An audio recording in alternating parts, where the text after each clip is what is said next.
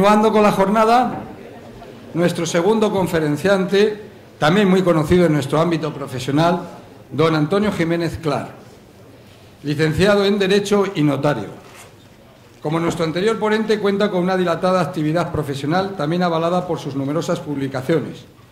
Entre sus últimas publicaciones tendríamos Esquema de obligaciones y contratos, en el 2009, Esquema de derecho inmobiliario registral, 2008, Elementos del derecho inmobiliario y registral, en el 2014, y sus recientes trabajos también que se refieren a la gestión de la información territorial.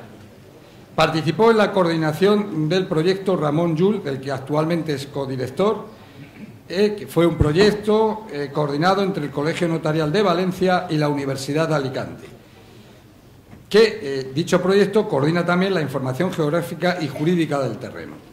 Actualmente es notario en Javea y profesor asociado de Derecho Civil de la Universidad de Alicante durante 30 años. El título de su ponencia, Líneas básicas de la gestión jurídica de la información territorial. Cuando quieras, Antonio, muchas gracias. Se oye. Buenos días todavía. Primero de nada, daros las gracias por la asistencia y por la paciencia. Tenemos la suerte, lo que pasa siempre, que después de hablar de Joaquín, detrás de Joaquín, hay poco que decir porque lo suele decir todo y muy bien. O sea que no me va a ser nada difícil ser breve.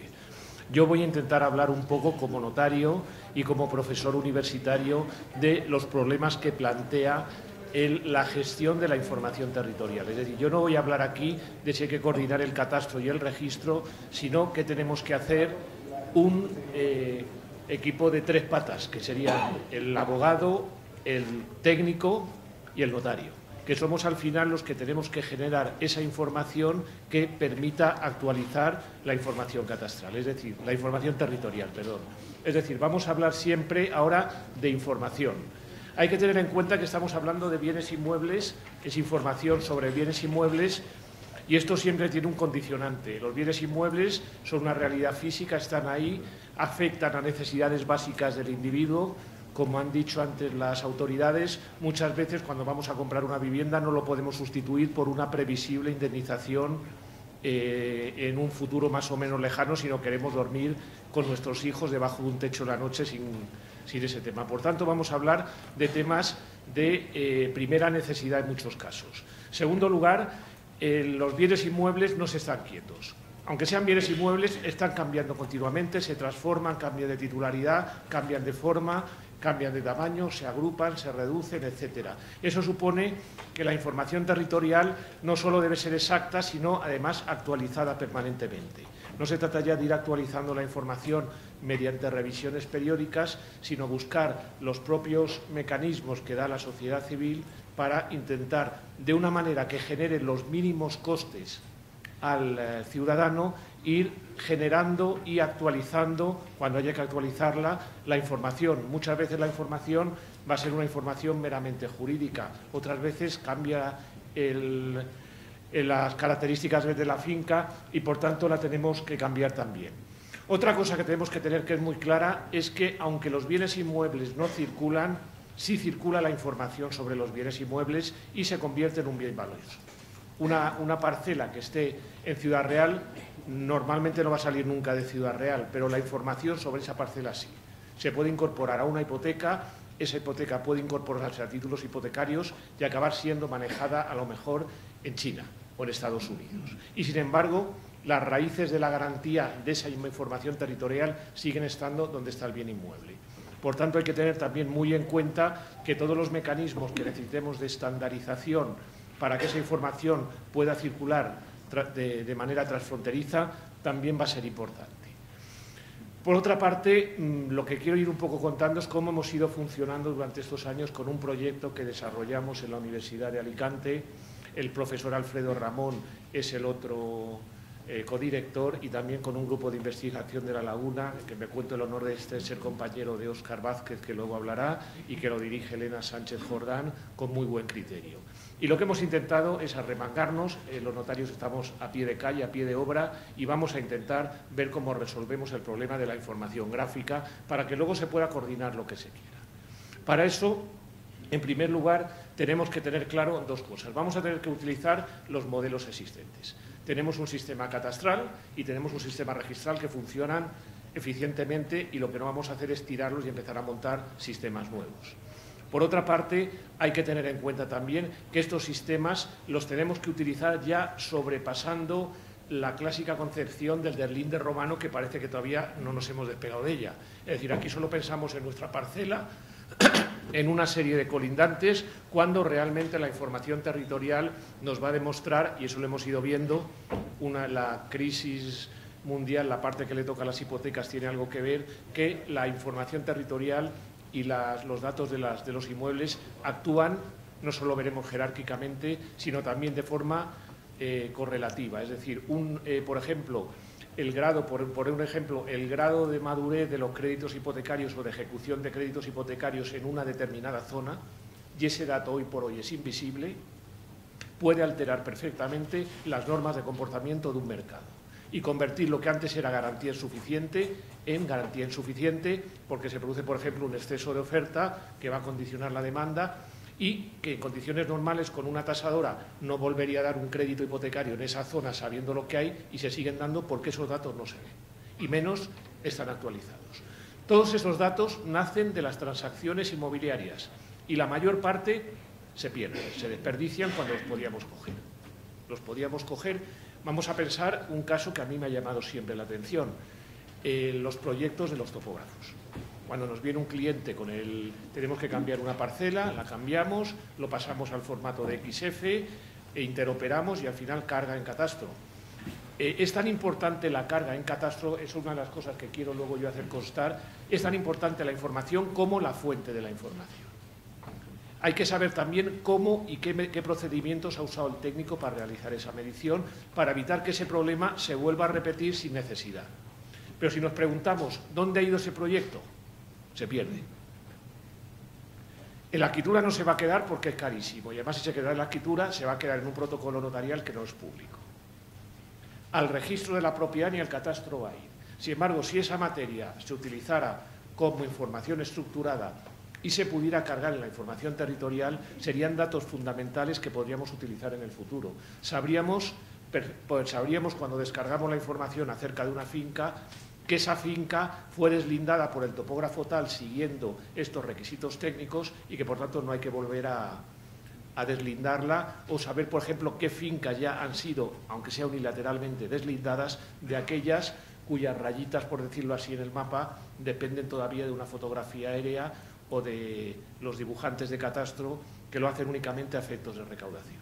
Con eso vamos a empezar. Yo, para ser breve, voy a trabajar sobre 4 puntos que van a ser: en primer lugar, vamos a ver lo que es o de qué se compone la información territorial; en segundo lugar, cómo funcionan estos sistemas de información territorial, quiénes son los agentes que lo tienen que operar; y el cuarto es el último punto que nadie hace caso, que es la formación.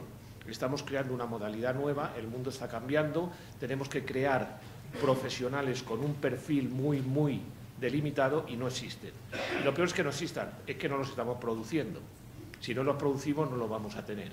Por eso hay que también crear, con el Ramón Llull, con el Colegio de Valencia y con la Universidad de Alicante, hemos ido ya dando cursos en los cuales, por ejemplo, participaban, la tercera parte eran técnicos, la mayor parte topógrafos, una tercera parte abogados y la otra tercera parte notarios, y ha funcionado perfectamente. Al final nos hemos ido acabando a base de hablar idiomas distintos, de entendernos y de crear un procedimiento que puede servir para, con el menor gasto al ciudadano, poder ir poquito a poco, gradualmente y sin perjuicio de otros sistemas, este es compatible con los demás, ir creando un sistema de actualización de la información territorial. Bien, para empezar, vamos a empezar sobre la base. La base sobre la que hemos trabajado siempre es una transacción inmobiliaria. Y ahora vamos a ir hablando siempre de la información. Desde el punto de vista de la información territorial, que es lo que vamos a manejar y es lo que realmente estamos manejando, el contrato se produce, pero lo que le vamos a dar al catastro y lo que estamos dando al registro de la propiedad es información. El registrador va a extraer de la escritura la información que necesita y la va a trasvasar mediante la inscripción a un sistema de publicidad jurídica. Pero lo que estamos manejando es información. información sobre un inmueble que ocupa prácticamente el lugar del inmueble. Muchas veces nos vamos a tener que fiar precisamente de ese tipo de información. Una transacción, desde ese punto de vista, va a ser básicamente una información previa que tenemos. Hay que tener en cuenta que nosotros nos hallamos ante un sistema de adquisición derivativa. Siempre vamos a tener que adquirir de un propietario anterior, luego vamos a tener que manejar una información previa y se van a aportar unos nuevos datos que pueden ser, ahora lo veremos, físicos o únicamente jurídicos. Cambiamos la titularidad de un bien inmueble, cambiaremos los datos de la información previa en el sentido que cambiamos el titular anterior por el nuevo titular, pero también podemos segregar la parcela, agrupar la otra. En ese caso, la información previa también va a requerir los nuevos datos requieren un tipo nuevo de información. Lo primero que hay que tener claro en esta materia es que la información territorial, y hay que usar a veces la palabra realidad, a mí no me gusta mucho porque suena como muy pretenciosa, podríamos decir datos componentes de dos clases muy distintas. Tenemos que manejar en todo caso, porque los inmuebles funcionan así, datos físicos y datos jurídicos. Una parcela, un inmueble, lo importante no solo es la titularidad jurídica, también los derechos, los titulares acreedores de cargas sobre el bien inmueble tendrían algo que decir en caso de una modificación de la información territorial y, por supuesto, los datos físicos. La nueva información también puede componerse de datos jurídicos o de datos jurídicos y de datos físicos. Cuando se llega a un acuerdo y se coordinan las dos informaciones es cuando podemos empezar a hablar de que estamos generando nueva información. Esto podríamos decir que son los trámites preliminares, que es donde realmente empiezan a funcionar los sistemas de actualización de la información territorial. La realidad física y la realidad jurídica hay que tener en cuenta que no son incompatibles entre sí, que funcionan de dos maneras distintas, pero que las dos son necesarias.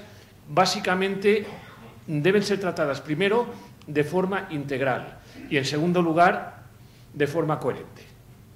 Si nosotros acompañamos un plano, una escritura de una parcela que mide 1.500 metros y le acompañamos la escritura en la cual hemos adquirido 1.000, estamos acompañando información gráfica e información jurídica, pero esa información es desinformación, porque realmente no estamos informando de nada, sino más bien de lo contrario, de que una parcela de 1.000 metros tiene 1.500 metros. Por tanto, hay que empezar a entender que los datos, tanto físicos como jurídicos, hay que coordinarlos para que trabajen de una manera integral. Y esa es la labor que vamos a tener que ir viendo que se produce durante los mecanismos de actualización de la información territorial. Podríamos hablar muy básicamente, a mí me gusta el tema de hablar muy básicamente, es que a veces se entiende demasiado simplemente y la realidad siempre es mucho más complicada. Pero podríamos hablar, para entendernos, de una base común, de una base geográfica común, sería la cartografía que es la representación de la superficie de tierra referida a un sistema de coordenadas y nada más. Y sobre esa base común ir cargando los distintos tipos de información que habría. El problema es que no tienen que coincidir. La coordinación y la coherencia no significa nunca coincidencia. Por ejemplo, una parcela catastral, hacemos una foto aérea de una zona de terreno y aparece una casa en construcción. Como esa casa todavía no está sujeta al impuesto sobre bienes inmuebles, en la base de datos catastral nos va a aparecer la parcela más. Sin embargo, nosotros vemos la casa. Eso no significa que la base de datos esté funcionando mal. Está utilizando sus propias reglas. Con el registro de la propiedad puede pasar exactamente lo mismo. Es posible declarar una obra nueva en construcción todavía sin empezar a efectos de su financiación. Esa finca va a aparecer, si bien en construcción, en el registro de la propiedad y, sin embargo, en la foto aérea no vamos a ver ninguna construcción por algún lado. ¿Eso significa que el registro funciona mal? No.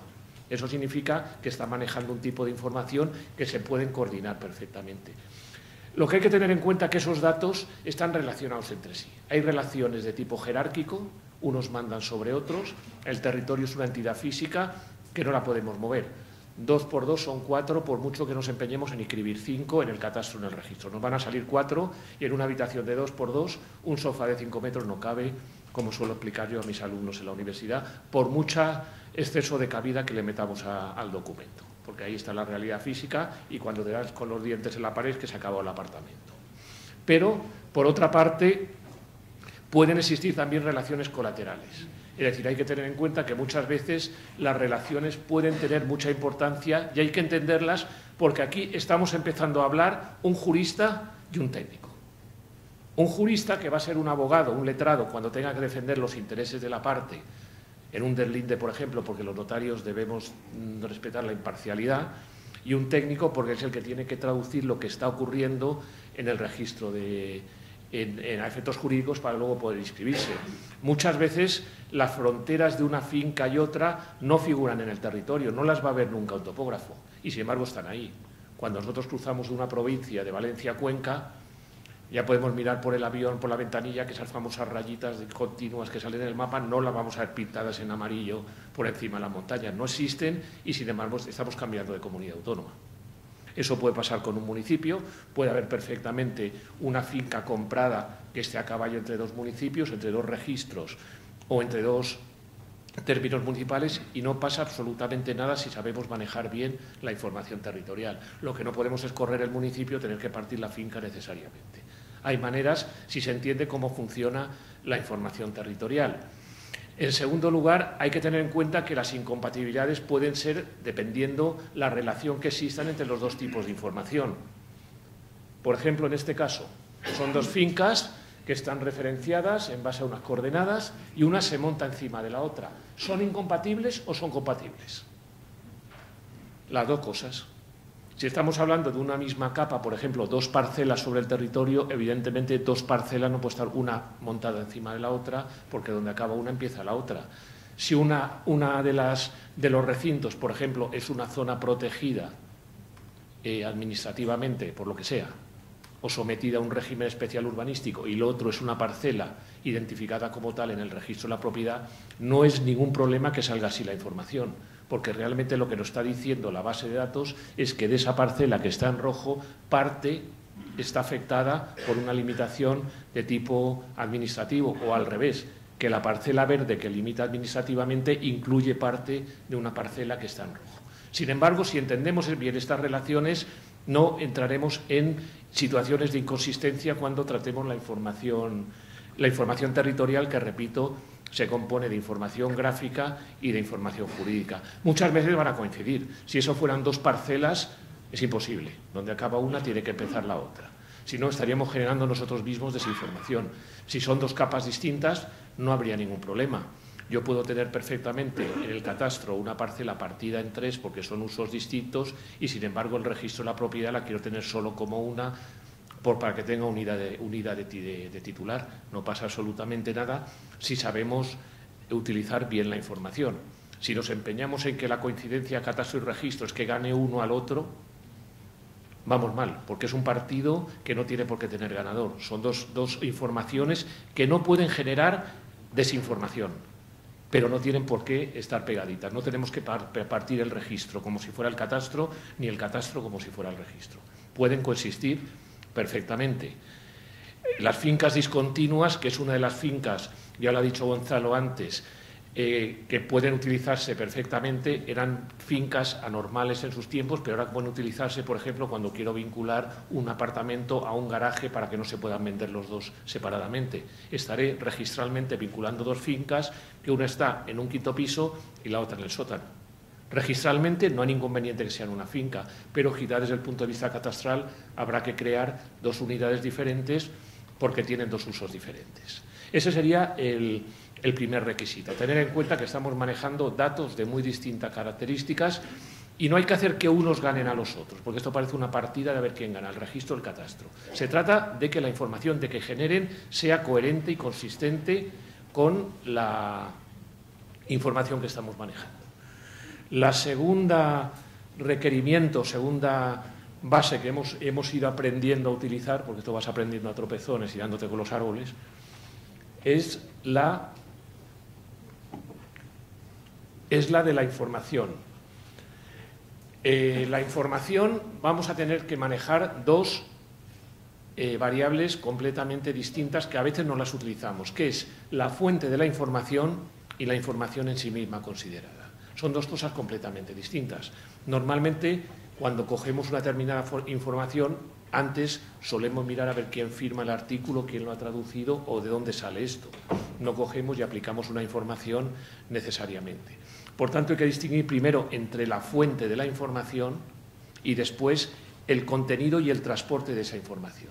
Y eso tenemos que separarlo.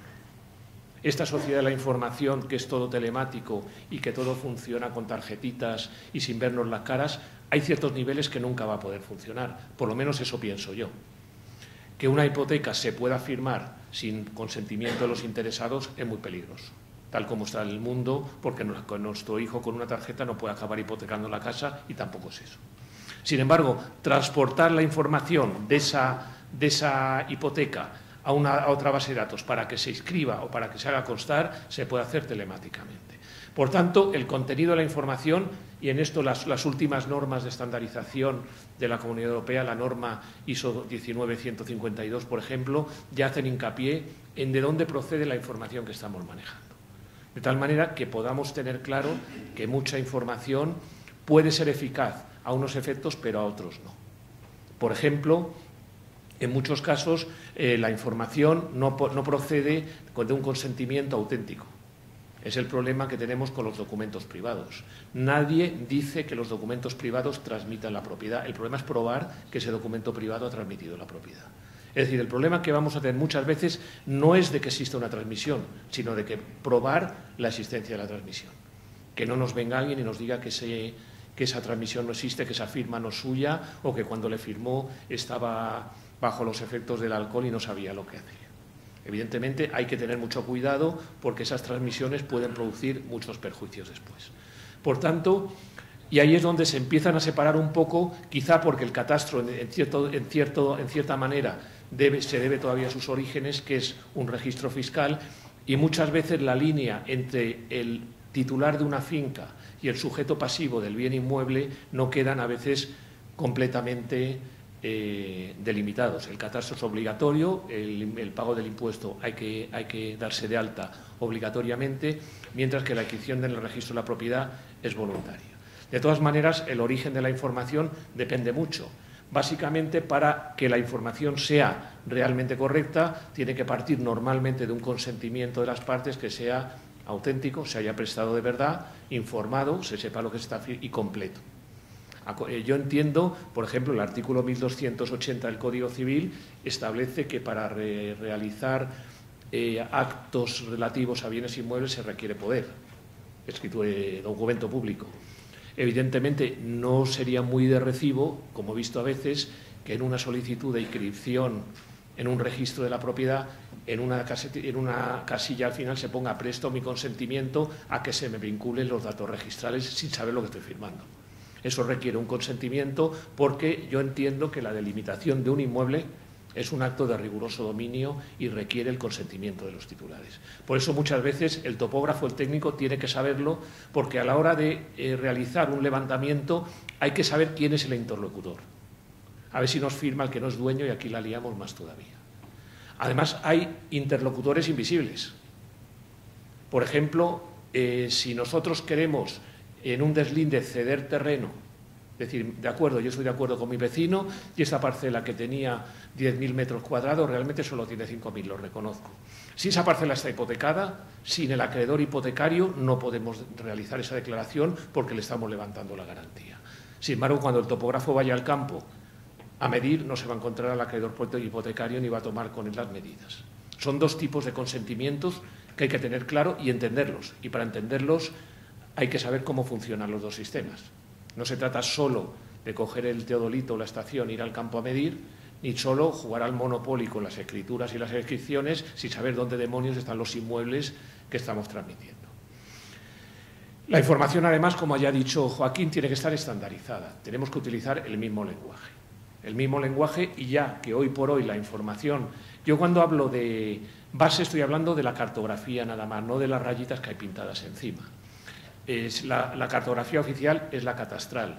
No significa que tengamos que aceptar la división que hace el catastro de las fincas. El catastro se puede modificar, subsanar y alterar cumpliendo una serie de garantías perfectamente.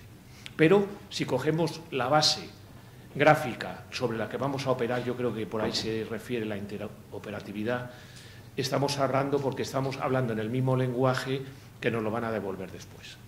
Esto tiene importantes carencias, porque aquí cuando hablamos de todo esto estamos pensando en un comprador y en un vendedor. Pero estos requerimientos, por ejemplo, las sociedades tasadoras los tenían que cumplir también, porque esa es la garantía, y mantenerlos actualizados, y no se cumplen a lo mejor con el mismo rigor. Nos remitimos a la finca registral, medimos un poco la casa y tira de hipoteca. Y cuando tenemos un comprador y un vendedor, estamos midiendo y tomando una serie de precauciones. Por eso hay que tener en cuenta que siempre la parte jurídica y la parte física están interactuando. De tal manera que aquí viene la siguiente parte. ¿Quiénes son los operadores? Pues necesariamente vamos a tener que actuar con dos agentes, dos operadores especializados en su sistema, un jurista y un técnico. Yo, por experiencia propia, en Alicante hemos empezado a trabajar, ya llevamos 4 o 5 años, y las relaciones son muy fluidas. Al final, el topógrafo, el abogado entienden perfectamente lo que hay que hacer, saben hasta dónde tienen que llegar, y luego cuando llegan las escrituras a la notaría, vienen ya coordinadas. Y a veces es muy difícil de explicarle a un topógrafo que en el exceso de cabida el registrador puede tener toda la razón del mundo. Es decir, oiga, que yo tengo mi escritura y quiero inscribir ese exceso de cabida. Bueno, el topógrafo o el que midió aquello en su día se puede equivocar, pero intentar inscribir usted 5.000 metros con un título de adquisición de 1.000, estamos rompiendo nuestro sistema por todos lados. Vamos a buscar una explicación, vamos a buscar de dónde han salido esos 4.000 metros que quedan, que los sabremos comprando documento privado, pues los inmatriculamos. Pueden venir luego problemas accesorios cuando agrupemos por el arrastre de fincas, pero eso ya lo dejamos para otro día porque no da tiempo. Pero lo importante es que tenemos que interoperar y comprender cómo funcionan los sistemas. Si yo funciono con un sistema derivativo del cual yo compro del propietario anterior, si yo he comprado 1.000, no puedo pretender que me escriban 5.000 así por la cara, y hablando claro y pronto. Tendremos que buscar el título adquisitivo, dar una explicación razonable de por qué tengo 5.000 metros y una escritura de 1.000, y entonces proceder a escribir. Tampoco es una cosa más complicada y, de hecho, tanto los técnicos como los juristas lo han entendido perfectamente. Puede haber unas diferencias. Tenemos también un problema, todo hay que decirlo, que es el elevado coste fiscal que tiene todo esto y que hace la gente que se invente mecanismos artificiales para inmatricular fincas porque no tienen otra manera de hacerlo. Hablando de la nueva ley, quizá como crítica o no, el procedimiento de quitar el artículo 205 de la ley hipotecaria tan linealmente, a mi juicio, no es acertado porque es una válvula de escape que tenemos.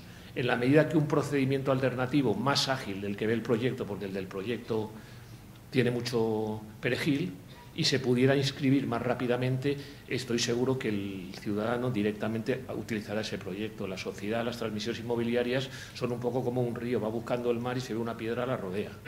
De tal manera, lo que hay que hacer es buscar procedimientos ágiles que permitan la actualización de esa información territorial. Y por último, ya con esto termino, el último punto es la formación. Si todo esto de lo que estamos hablando, de este cúmulo de buenas intenciones que hablamos, no lo llevamos a la práctica, nos arremangamos y empezamos a crear un perfil que permita formar profesionales en esta materia, no vamos a ningún lado.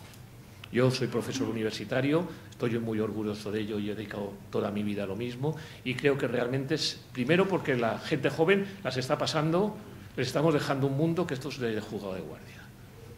Y no podemos echarle toda la culpa a la crisis y a los chinos, aquí algo hemos tenido que ver todos.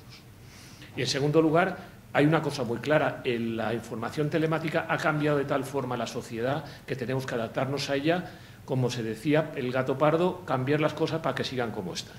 De tal manera que tenemos que crear unos perfiles, una formación, formar primero a los formadores para que toda esta manera de entender esta doble información pueda funcionar, el topógrafo pueda entender perfectamente cómo piensa un jurista y el jurista se dé cuenta que ahí está el territorio, y que hay ciertas cosas que no se van a poder cambiar porque son simplemente pura física. Bien, estas son las reflexiones. Yo acabo ya porque no tengo más tiempo y me gustaría mucho más hablar de esto, explicar las experiencias que hemos ido teniendo y cómo realmente, y de eso estoy cada vez más convencido, en materia de información territorial y de transacciones inmobiliarias, yo ya no me meto en otra cosa, ni en bienes muebles ni nada más, es de todo punto indispensable actuar conjunta y coordinadamente. Y esto significa que los agentes que intervienen, los jurídicos y los técnicos, entiendan perfectamente cada uno la labor de otro y, sobre todo, cuáles son las reglas del juego. Si yo salgo a jugar al balonmano en un partido de fútbol, me van a echar por tocarle el balón con la mano a los 5 minutos, porque me he equivocado de juego, el deporte no es ese. Esto es un poco, yo creo, lo que hay que hacer para empezar a trabajar, y es lo que estamos haciendo en la Universidad de Alicante, para empezar a hacer un poco realidad el funcionamiento y la actualización de la información territorial. Bueno, ya con esto acabo y muchas gracias.